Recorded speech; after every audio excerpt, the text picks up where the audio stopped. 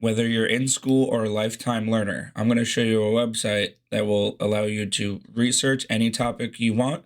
And if you're a teacher, relay that information directly to your students. Today, we're going to look at a website called Diffit. And whether you're a teacher, an educator, or a lifelong learner, this is the website for you. This website will allow you to research any topic and then push it out to your students on a level that they can understand. To give you a little background, my name is Alex, and I've been a teacher for the past 5 years. I've used this website many times to discover more information on topics my students want to learn about. For example, we just passed Martin Luther King Day, and using this website, I was able to come up with multiple resources to help my students better understand what Martin Luther King Day is and why we celebrate it. Let's take a look. So when we come in here, even if you're not a teacher, you can look up information and resources. So for example, if I wanted to know what the capital of Mexico is, I can come in here, type out my question, and then look up my grade level. So I can come over here and I can change the grade level to whatever I want. So if I'm teaching the capital of Mexico, I can come in here and I'll just click 3rd grade for now. So I came in here, it has finished generating what I wanted to know. So this is the question I asked it.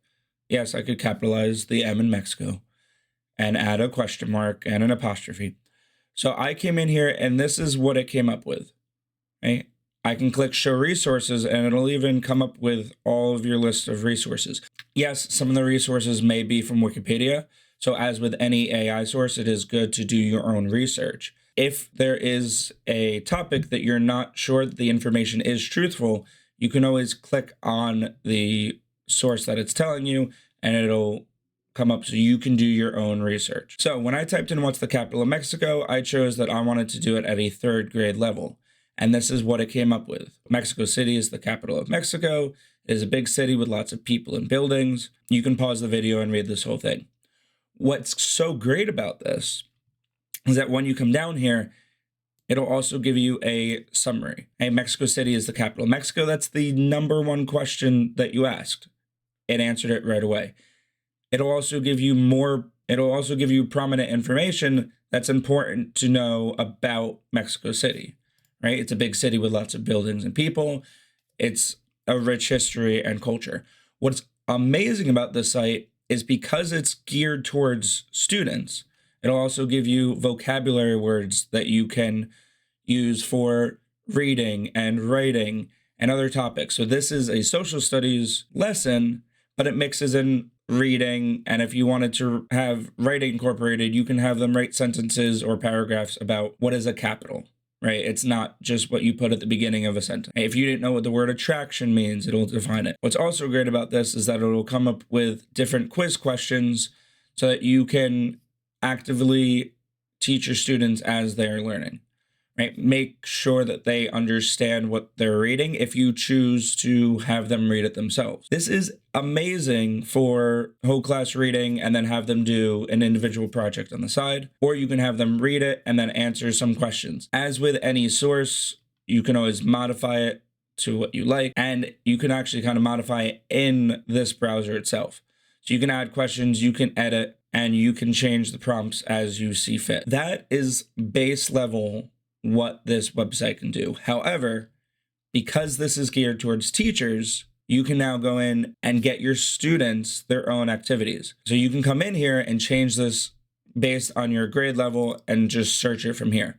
So you can make it a PDF, you can make a quiz, you can make short answer, Google Sheets, whatever you feel like is best for your students, and you can edit it completely to your own accord based on what you want to teach. Let's come in here, and since we just passed Martin Luther King Day, let's learn more about Martin Luther King himself, right? I'm going to come in here, I'm going to type in Martin Luther King, and I'm just going to hit search. I'll show you the difference between the questions that it asks, the vocabulary that it gives you, the length of the article, etc. So actually, this is at a 5th grade level, but let's take a look, right? Martin Luther King Jr. was an important leader in the civil rights movement. He was born on January 15th, 1929 in Atlanta, Georgia. It then goes on to his upbringing. It tells you what he's famous for. It tells you that he was assassinated. And it also gives you a conclusion, which brings everything together. As what happened in the other article, right? It'll always give you a summary of what happened. So if you have students that are able to read the reading passage, excellent. If you wanted to teach this or just give some bullet point answers, you can always come down here.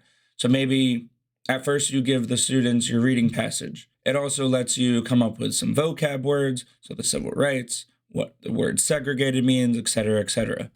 Hey, it'll give you multiple choice questions. It'll give you a short answer.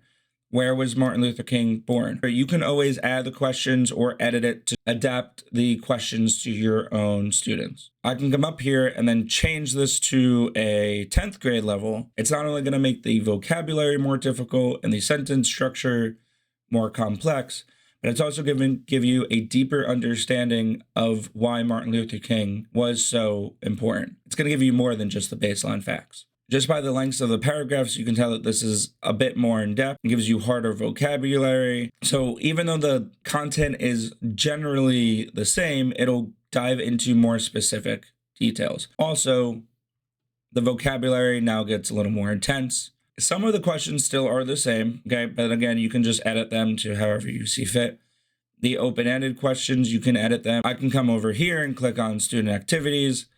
And if, let's just say I wanted to grab a PDF, I can print and save this. Now, when I go ahead and print this, it'll come over and give me everything that I just read about. So I can have this as a mini lesson plan, right? As a guide to what I want to teach about. I can now edit these completely and change the way I want to do things. Now it'll give me a Google form that I can have out. I can make this into a quiz, right? I can click, where was Martin Luther King Jr. born? And what's great about this is that it already turns it into what it should be. So this is already multiple choice. This is already a short answer question. This is like you can type in your own answers, etc., etc. And what's great about Google Forms is that it'll change the responses, and you can edit this before you submit it. And you can also share this straight to Google Classroom.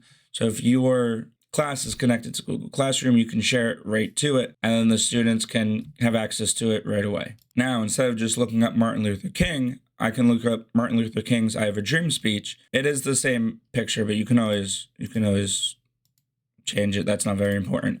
But now that you come down here, it'll give you more important information than just Martin Luther King himself.